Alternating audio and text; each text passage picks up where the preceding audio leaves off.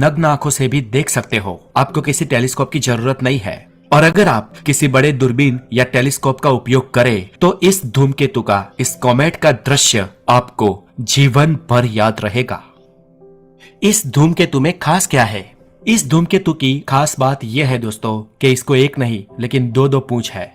जी हाँ दोस्तों, मूल रूस की और भारतीय खगोल संस्था की एक खगोल शास्त्री मार्गरीटा सफोनो ने जब पहली बार हिमालय में लद्दाख में स्थित संस्थान में चंद्र टेलीस्कोप से जब इस धूमकेतु की तस्वीर प्राप्त की, तब मार्गरीटा ने कहा कि ये अद्भुत है।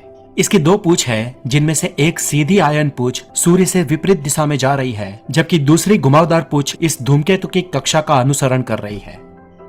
पिछली बार ये धूमकेतु कब दिखा था? नासा की जेट प्रोपल्सन लेबोरेटरी यानी कि JPL के मुताबिक इस धूमकेतु का पीरियड लगभग 50,000 सालों का है। इसका मतलब यह है कि जब पिछली बार यह धूमकेतु पृथ्वी के करीब आया था, तब उस वक्त पृथ्वी पर पूरा पाषाण काल यानी कि अपर पैलियोलिथिक पीरियड चल रहा था। और पिछली बार ये धूमकेतु पृथ्वी के करीब 4 करोड़ किलोमीटर की दूरी से गुजरा था। हमसे कितनी दूरी से गुजरने वाला है ये धूमकेतु? दोस्तों, ये धूमकेतु हमारे सौरमंडल के इंटरनल कोर में करीब 12 जनवरी से दिखना शुरू हो जाएगा। इस साल की 12 जनवरी को इस धूमकेतु से हमारी दूरी लगभग 16 करोड़ किलोमीटर होगी और फरवरी 2 को इस धूमकेतु से हमारी दूरी करीब 4 करोड़ किलोमीटर की रह जाएगी। सूर्यमंडल के इंटरनल कोर से गुजरते वक्त ये धूमकेतु 12 जनवरी को सूरज के सबसे करीब होगा और 1 और 2 फरवरी को ये धूमकेतु पृथ्वी के सबसे करीब होगा। क्या हम उसे नग्न आंखों से देख पाएंगे? तो दोस्तों, रिपोर्ट के अनुसार ये धूमकेतु अभी तो चमक रहा है और धूमकेतु चमकते इसलिए है क्योंकि वो आइसी ऑब्जेक्ट होते हैं। जब वो सूरज से बहुत दूर होते हैं तब धूमकेतुओं पर बर्फ जमी होती है और जब जब वो सूरज के करीब आते हैं तब सूरज की गर्मी के कारण उन पर लगी बर्फ पिघलना शुरू हो जाती है और ये बर्फ ही उनकी पूंछ बनाती है। और जब वो आसमान से गुजरते हैं तो एक पूंछ वाले तारे जैसे दिखते हैं। इनकी यही खूबी उन्हें खूबसूरत बनाती है। ये धूमकेतु भी अभी चमकीला है और अगर फरवरी तक इसकी चमक ऐसी की ऐसी बनी रही तो टेलीस्कोप की जगह सीधी आंखों से भी आप रात में इसे देख पाएंगे। धूमकेतुओं के नग्न आंखों से देखने का कोई ठोस प्रिडिक्शन नहीं किया जा सकता क्योंकि इनकी चमक कम हो सकती है। फिर भी इन्हें उस वक्त टेलीस्कोप की मदद से तो आप देख ही सकते हैं। तो ये धूमकेतु कब और कहां दिखाई देगा?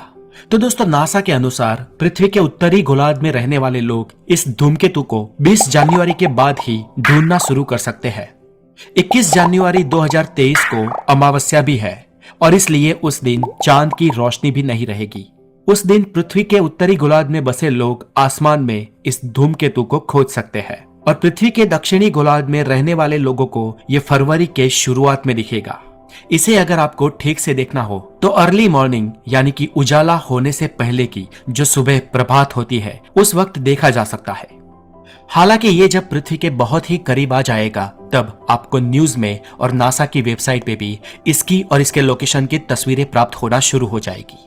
नासा ने इस धूमकेतु को पहले एस्टेरॉइड मान लिया था। दोस्तों, नासा ने जब इसकी खोज की तो शुरुआत में लगा था कि ये धूमकेतु कोई एस्टेरॉइड है।